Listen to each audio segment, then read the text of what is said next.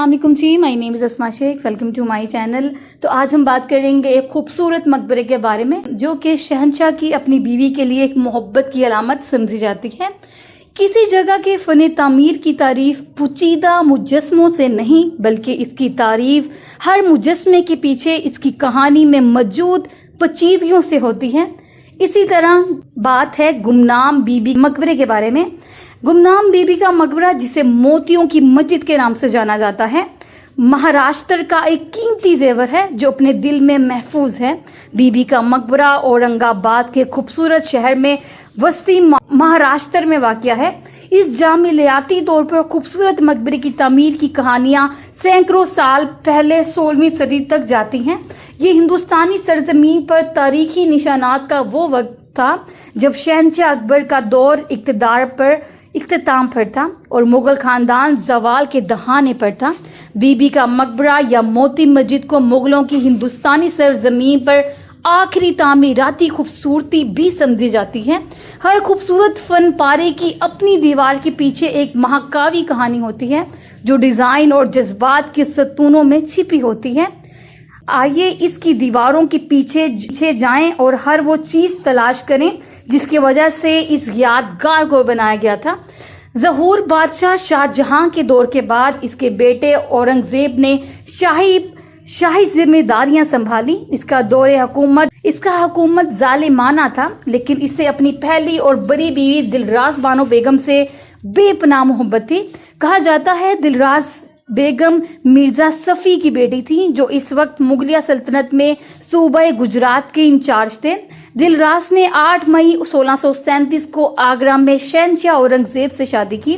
یہ وہی سال تھا جب اورنگ زیب نے سلطنت پر قبضہ کرنے کی قسم کھائی تھی۔ دلراز، جن کا نام رابعہ کے نام سے بھی جانا جاتا ہے، اورنگ زیب کے 2 بیٹے اور 3 بیٹیوں کی ماں تھی۔ ملکہ نے آخری سانس اس کے 5ویں بیٹے کی پیدائش کے 1 ماہ بعد لی۔ شیر خوار کا نام اکبر تھا اور اس کی بڑی بہن نے اکبر کی پرورش میں بہت خیال رکھا۔ تاہم سب سے پیارے بیوی کا انتقال خاندان کے لیے، خاص طور پر بادشاہ کے لیے زبردست تھا، لہٰذا اس نے اپنی مرحوم بیوی کی یاد میں محبت اور احترام کی علامت بنانے کا فیصلہ کیا۔ اس علامت کو بی بی کا مقبرہ کہا جاتا ہے، جس کا مطلب ہے عورت کی قبر۔ یہ مشہور تاج محل سے بہت ملتا جلتا تھا جسے اورنگ زیب کے والد شاہ جہاں نے اپنی والدہ ممتاز محل کی یاد میں تعمیر کروایا تھا۔ اورنگ آباد کے بڑے مقبرے میں رابعہ الدورانی یعنی کہ عمر کی رابعہ کے نام سے مرحوم دلراز بیگم کی آرام گاہ ہے۔ بعد میں اورنگ زیب کی اجازت سے اس مقبرے کی مرمت اور مزین ملکہ کے بڑے بیٹے اعظم شاہ نے کروایا۔ دی میکنگ، یہ مقبرہ مسلم تاریخ نامے کے مطابق بادشاہ کے ذریعے 1670 سے 1649 عیسوی کے درمیان تعمیر کیا جاتا ہے۔ اورنگ زیب عظیم تاج محل کے ساتھ نااہلی میں مقبرہ تعمیر کرانے پر آمادہ تھا۔ بدقسمتی سے بادشاہ کی طرف سے مختص فن تعمیر اور سخت بجٹ مؤخر الذکر کو کوئی مقابلہ نہیں سمجھا جاتا تھا۔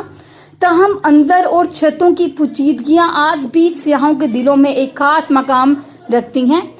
کہا جاتا ہے، معلوم ہوا ہے کہ مقبرہ تقریباً 68 لاکھ روپے میں بنایا گیا تھا۔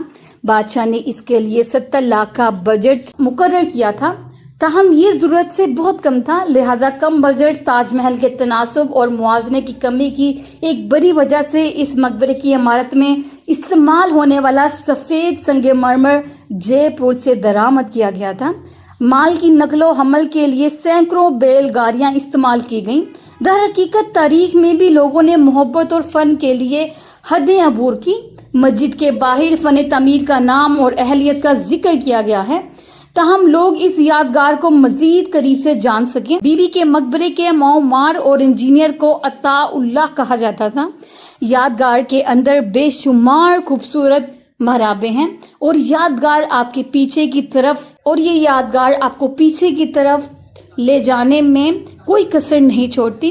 جتنی اس کی ایک دلچسپ تاریخ ہے، صبح کے وقت اس کی قدرتی خوبصورتی اتنی ہی مسحور کن ہے اور متاثر کن ہے۔ یہ یادگار اورنگ آباد کے درمیان فخر کے ساتھ کھڑی ہے، جن پر ہمیں بھی نظر ڈالنی چاہیے۔ جی تو یہ تھی ایک چھوٹی سی انفارمیشن گمنام مقبرہ، جسے بی بی کا گمنام مقبرہ کہا جاتا ہے، جو کہ شاہ جہاں نے اپنی بیوی دلراس بیگم کے لیے بنائی تھی، جو کہ ایک محبت کی نشانی بھی سمجھی جاتی ہے۔